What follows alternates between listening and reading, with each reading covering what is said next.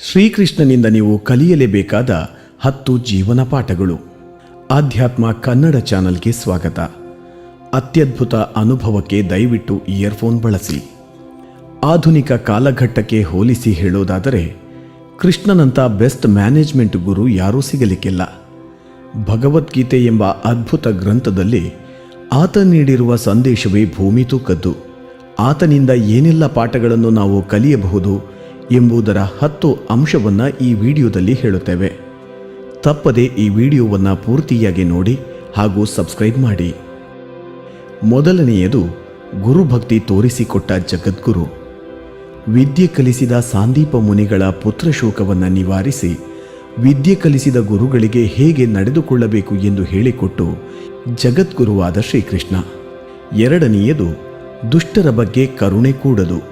ಸಂಬಂಧಿಯೇ ಆದರೂ ದುಷ್ಟರಿಗೆ ಯಾವುದೇ ರಿಯಾಯಿತಿ ತೋರಬಾರದು ಎಂಬ ವಿಚಾರದಲ್ಲಿ ಕಂಸ ಹಾಗೂ ಶಿಶುಪಾಲ ವಧೆಯನ್ನ ಸಂದೇಶವಾಗಿ ನೀಡಿದ್ದಾನೆ. ಮೂರನೆಯದು, ಎಷ್ಟು ಮಂದಿ ರಕ್ಕಸರು ಕೊಲ್ಲಲು ಬಂದರು. ಆ ಕೃಷ್ಣನ ಮೇಲೆ ನಡೆದಷ್ಟು ಹತ್ಯಾ ಪ್ರಯತ್ನಗಳು ಬೇರೆ ಯಾರ ಮೇಲೂ ನಡೆದಿರಲಿಕ್ಕಿಲ್ಲ. ಅದೆಷ್ಟು ರಕ್ಕಸರು, ರಾಕ್ಷಸಿ ಪೂತನಿ ಸೇರಿದಂತೆ ಆತನನ್ನು ಕೊಲ್ಲಲು ನಾನಾ ಬಗೆಯ ಯತ್ನ ನಡೆಸಿದರು. ಅವೆಲ್ಲದರಿಂದ ಪಾರಾದ ಕೃಷ್ಣ ಜೀವ ಬೆದರಿಕೆ ಬಂದರೂ ಘನ ಉದ್ದೇಶ ಬಿಡಬಾರದು ಎಂಬುದನ್ನು ಬಾಲ್ಯದಲ್ಲೇ ತೋರಿಸಿಕೊಟ್ಟ. ನಾಲ್ಕನೆಯದು, ಗೋವರ್ಧನ ಗಿರಿದಾರಿ.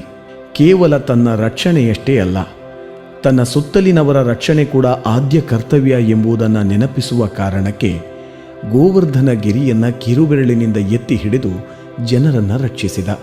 ಐದನೆಯದು, ಪ್ರಾಣಿಗಳ ಬಗ್ಗೆ ಕರುಣೆ.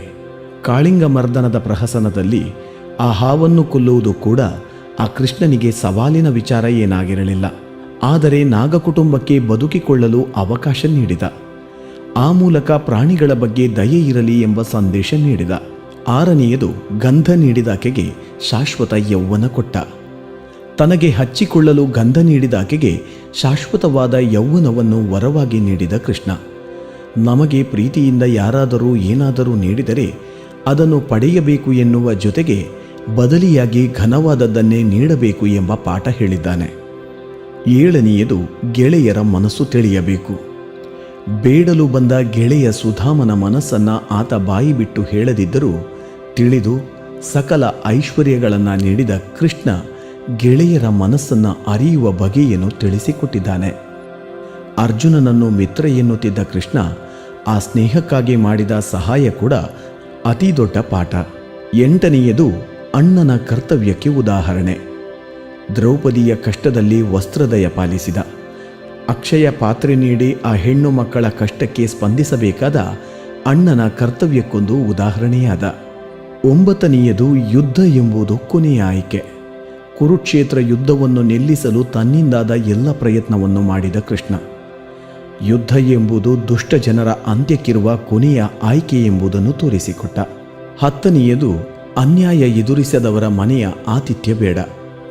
ಸಂಧಾನಕ್ಕಾಗಿ ಹಸ್ತಿನಾವತಿಗೆ ಬಂದ ಕೃಷ್ಣ ಎಂಥ ಸಿರಿವಂತರು ಆಹ್ವಾನಿಸಿದರೂ ಕಡೆಗೆ ವಿದುರನ ಮನೆಗೆ ಹೋದ.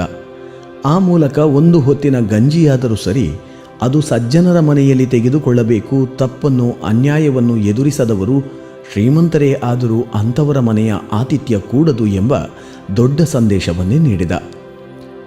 ಜಗದ್ಗುರು ಶ್ರೀಕೃಷ್ಣ ಹೇಳಿರುವ ಈ ಪಾಠಗಳನ್ನು ಜೀವನದಲ್ಲಿ ಅಳವಡಿಸಿಕೊಂಡರೆ ಜೀವನ ಎಷ್ಟೋ ಸುಧಾರಿಸುತ್ತದೆ.